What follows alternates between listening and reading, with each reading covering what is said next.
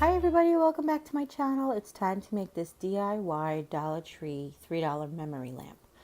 I'm going to show you two versions, but first we're going to teach you how to make the lamp.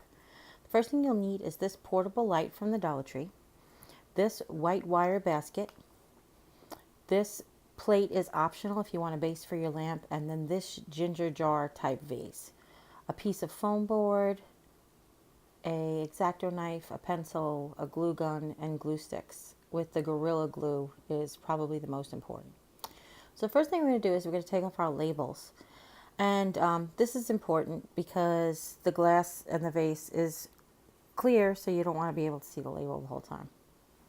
And there's lots of different methods to do how to remove a label, but I always try to find the cheapest and easiest combination. So I'm just going to use peel off the surface of the label, and then I'm going to use some rubbing alcohol to remove the rest. So just some regular old rubbing alcohol, which you can get at the Dollar Tree, but it's even cheaper. I think it's like 65 cents at Walmart or something. And just a cotton ball or paper towel or something. I think this is a paper towel. And then you'll see I scratch with my nails, but then the glue just comes right off. Okay? And this is sped up a little bit, but really it is that quick. All right? All right, next thing is we have to make the lampshade. So we're going to take this wire basket from the Dollar Tree, and we're going to use the handle to make the harp. Those of you who are not familiar, that the lampshade, that little wire that holds the lampshade onto the lamp is called the harp, and we're going to make the wire basket into the shade. What we're going to do is we're going to gently bend the handle to almost look like the Omega Greek letter. And then the next thing we're going to do is we're going to glue it to the top of the basket. And this is going to take a lot of glue. But what you want to do is make sure, I have my craft mat under there so it protects the table. But you want to work at a little bit at once. And then you'll see we're going to go back and we're going to continue to add glue until it holds. And this Gorilla Glue sticks are phenomenally out of this world. So they'll hold for like ever, it seems.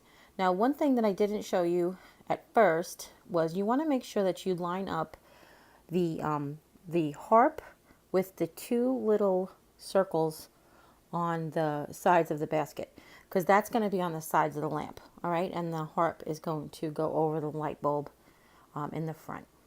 Okay, because you can see through this basket. That's the only reason it's important. If you were making a covered basket, it wouldn't be important. And one of the tutorials at the end is we're going to cover it with burlap, but that's just optional. So just you can change it out. Nothing's glued other than this harp. Okay, and then we're going to make a glue a finial on there if we want to, but that's optional. All right, so basically you're just literally waiting for glue to dry. So next we're going to take the light and put batteries in it, make sure it works. You definitely want to do that before you get started. All right, and then we're going to measure a circle of the foam board that is basically that's going to fit on the top of the jar, and it's going to keep the light from tipping to the left and the right. And what I've done is I've just traced the width of the light, and now I'm creating it into a circle. I also noticed that spray can happens to fit perfectly in the top of the jar. So then I ended up tracing the spray can. But you guys can look for something around your house. Look for a soda can. Anything that you see will fit in the top of that jar. So then what I've done is once I've cut it out, I'm dry fitting it. You want to keep checking it, from time to time to make sure that you have the right size. And then what I've done is from one side I've cut sort of like an angle. If you notice that the vase comes up at the top, so the top of the circle is bigger than the underside of the circle. See, I just noticed that fits. So now I'm just going to trace a circle and be all good. All right, and the next thing I'm going to do is we're going to take the sticky back off of the light, and we're going to actually mount this light to this round circle. And we're going to use it with the sticky back because this particular lamp, if you attach it to the wall, you can still remove it to change the batteries out. And we want to make it not permanent. Okay, we want to make it stable but not permanent. So I'm showing you here, I've taken the lampshade, see like that. I've taken the lampshade and I've put it next to, across the lamp, and I wanted to mark where the two harps would go through the cardboard, or foam board, excuse me. Now I'm just cutting a little notch, just about 1/4 of an inch wide on both sides of the lamp, or the light, excuse me, so that the harp can fit over the light bulb and it'll hug on the inside of the ginger jar. So this is just me testing it to make sure it works. Now, this is a project in 2 stages. So what I've done is I said I would like to be able to create a trick for you guys in case you couldn't get your lampshade on perfectly.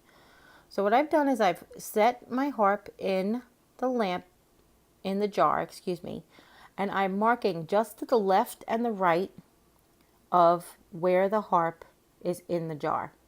Okay, and then I'm also marking underneath where the foam board hits the jar. And what we're going to do then is we're going to take out everything and we're going to glue, if you can see the markings there, I'm going to run a bead of hot glue across and down. And what the hot glue is not going to, nothing's going to be glued. The hot glue is just going to be in there to stabilize the lampshade. So once it's tacky and dry, we're going to dry fit it again. So now you can see here what I'm talking about. Sorry, my hand got in the way there for a second. So what I'm doing is now I'm dry fitting the right side so that I make sure I can mark the left side. And I want it to be right there. So I'm just going to readjust, dry fit it, readjust and remark my tapes. It's always best to do half at a time because again, you could maybe overcompensate on one side so then you'll, correct it on the other side. All right, so now I'm using the tape method. If you don't have a chalk marker or dry erase marker that works, then I can show you that you could do this with some masking tape. So I basically put masking tape just under where I want the glue to go and just to the side of where I want the glue to go. And now I'm just going to let it dry. So now you can see the markings here, which is a little bit more easy. And you'll see what I mean when I put that lamp on. So see where the notch is in the foam board? And you just want to squeeze the handles of the basket, which is the harp. And you want to squeeze them gently as you're putting it down on the lamp. Okay? And now this is the beach theme. So this was a requested video. Somebody asked me for some inexpensive Dollar Tree beach themey kind of lamp. So we've done these rocks. Now I'm sure sand probably would have been the obvious, but I really love these rocks. They just remind me of the North Shore of Long Island. So that's just what it reminds me of. And they have these shells from the Dollar Tree. And now I'm just taking scissors because my big chubby hand doesn't fit down in that jar. So I'm using scissors to make a placement of an arrangement that I like. All right, and the other thing, you just pick the shells that you want. If you have any personal memorabilia, if you have any like little, shells that you picked from your trips or stuff, you go ahead and insert them. So one of the things I'm doing is I'm going to create like a finial. At the top of lampshades, they have like a finial or final, some people call them. But basically what it is, it's the part that actually screws the harp onto the lamp. The shade onto the harp.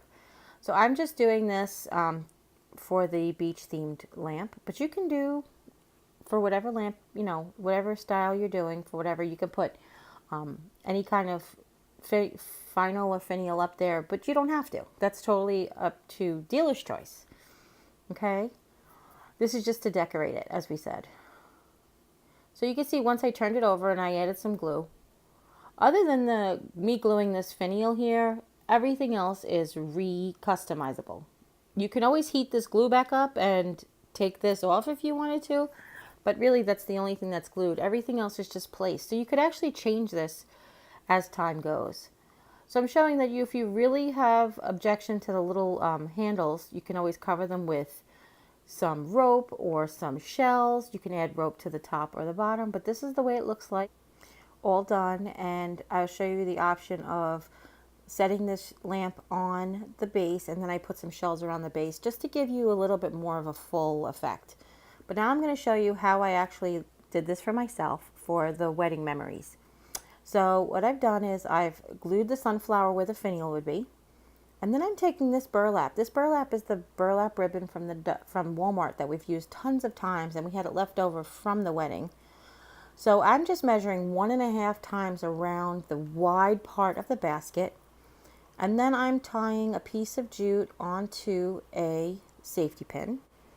And then about 4 rows down from the top, from one edge, I'm going to sew in and out. I'm going about as, really how far you go in and out is up to you, but I'm just using the width of the safety pin. So I'm going in and out across that same thing, and if it's not exact, and pulling it through. I did go ahead and I folded over both edges I glued over both edges, sort of how we did for the burlap banners, which I can link in the description box right down below so that you guys can see what I'm talking about. And what I've done is to make clean edges, and then I'm going in and out and in and out, and we're just going to go all the way around, and we're going to get to the other end and we're going to tie it, and it's just going to make like a sort of cover for the lampshade. For those of you who haven't seen the wedding video or the shower video or all of the crafts for the leading up to the wedding video, I wanted to go ahead and tell you, check that out on my playlist.